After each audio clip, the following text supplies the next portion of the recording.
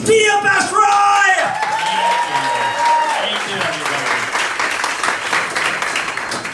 Yeah, today I'll be talking about Republican primary candidate Vivek Ramaswamy, a person I definitely heard of before I got asked to do this piece.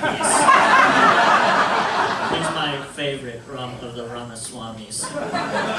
Clap your hands if you don't know who Vivek is.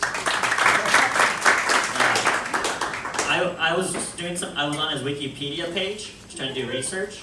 And if you've never heard of him, all I think I have to say is you can get from his Wikipedia page to the white supremacy Wikipedia page in just one click. Direct path. And those are the words heavily denounced before it. That was it.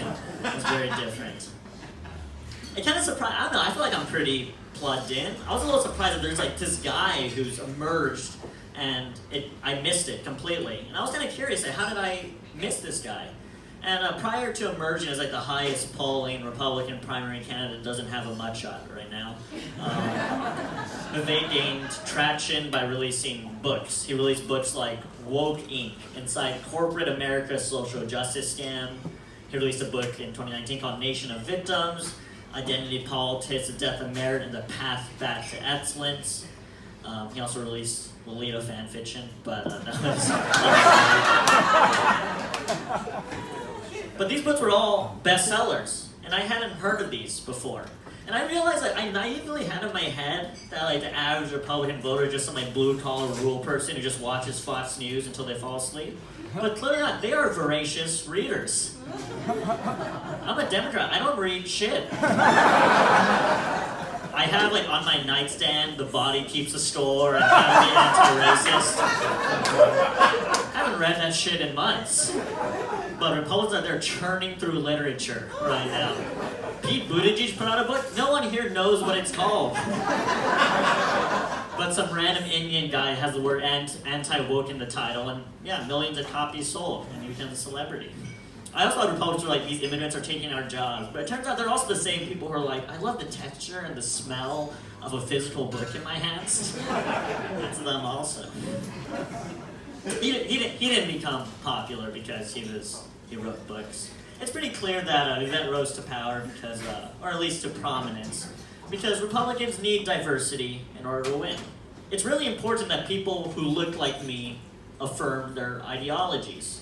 And I think if any person of color starts spouting out something about anti-wokeness, the Republican Party will like kind of push them to the top. And it's a temptation I think every person who looks like me thinks of. I've been doing stand-up for 8 years, and my career is going terribly. And I assure you, if I spend the rest of this set with an anti-trans rant, I'll be doing stand-up on Greg Gutfield's show tomorrow. I'll go straight to the top. If I just burn a couple bridges here in Chicago. I spent hours writing this piece for this show. I can make one pronoun joke. I'll be doing theaters with Rob Schneider in a week. It's just an effort thing. I think all the people of color, in the back of our heads, this is the fallback plan. Republicans need us. I have like an older brother who's like trying to get into med school, and if he doesn't get in, he can just say a couple words and become a congressperson in Indiana. That's I feel like all those like black congresspeople, they had it. That's a little bit like Herschel Walker's like, dang, I need a job after football. I guess I'll just deny COVID. That's a steady income for a while. Because, I don't know, Vivek, I watched him a little bit, and a lot of things he said was distressing, but there's a lot of controversy. Like, to me, it really does feel like he's like, damn, the biotech businesses aren't doing so well. Guess I'll do my backup and become president. Because I don't know what he believes in his heart. I don't know if he's, like, a good person, but to me, at least, he's playing some game.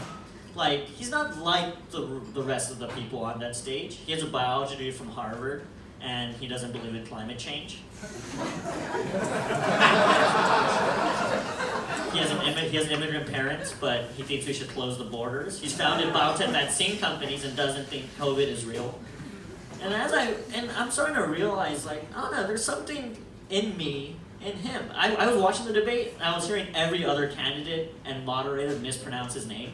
And I kind of saw myself. There's like a split second when like the moderator like botched his name, and I could see in his eyes that dilemma that every other brown person has had in class, where it's like, should I correct him or just keep going? And then he started saying climate change was a hoax, and I stopped relating real fast. But that split second, I saw myself in his eyes. So I think Vivek is doing a little bit of what every immigrant does, is doing what it takes to make it here. And like, I don't know, my parents are immigrants. I was born here at the Green Mill, right?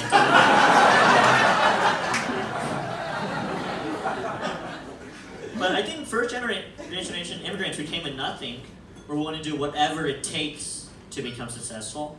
And I realized a lot of second generation immigrants like me and Vivek, we're willing to say whatever it takes to become successful.